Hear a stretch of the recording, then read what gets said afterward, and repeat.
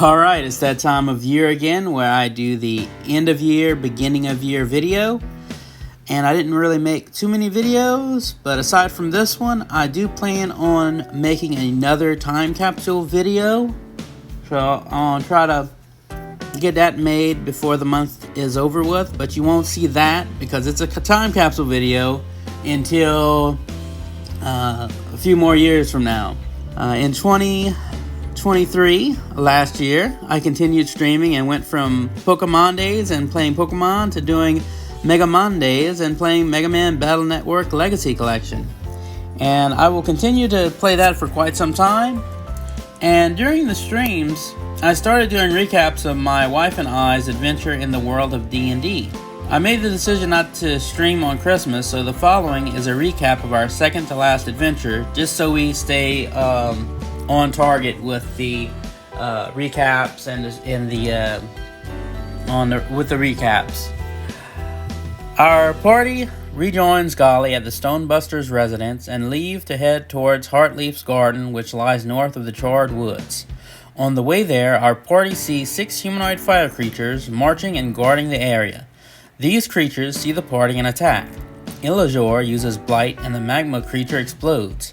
Nimin bridges the gap in distance between them and uses Earth Tremor to rattle 2 more into exploding, taking some damage from the fiery explosion. Minghe is next, throwing darts into 2 of them. One explodes in defeat, but the other still stands. Endora uses 2 chill touches, and the first misses, but the second hits one near Nimin, causing it to explode, and Nimin takes some more fire damage. The last remaining fire creature charges Nimin, but hits a silvery shield of energy instead of hitting its target. Golly then charges the creature, swinging his weapon, but doesn't land a hit. Illajor's eyes begin to glow as she over-channels energy into some magic missiles. Each of the 6 missiles hits for their maximum damage, causing the last magma soldier to explode. Nimin and Golly restore some health utilizing some healing words after the combat. Our party discover a talking head that belongs to a magical gnome by the name of Typholine was responsible for the energy shield during the combat. He was caught up in his own lab accident, rendering his body elsewhere, and his head inexplicably appeared in Nimin's bag. Talk about losing your head in your work.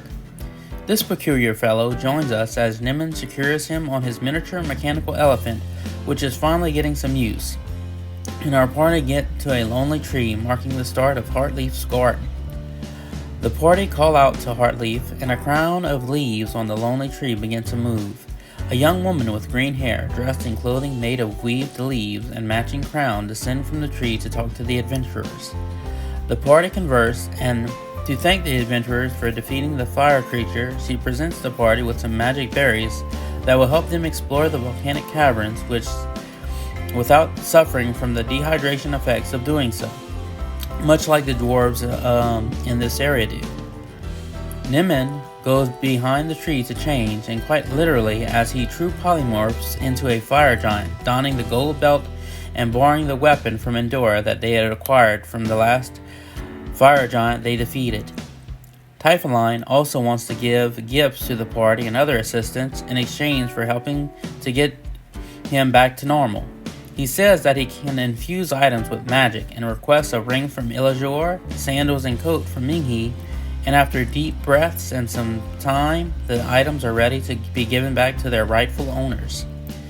The party's preparations are finished as they begin to head towards some roughly made steps that descend into the volcanic caverns of Mount Hatanau. And the continuation of our recaps will be in the streams on this channel. And now, back to the end of year video.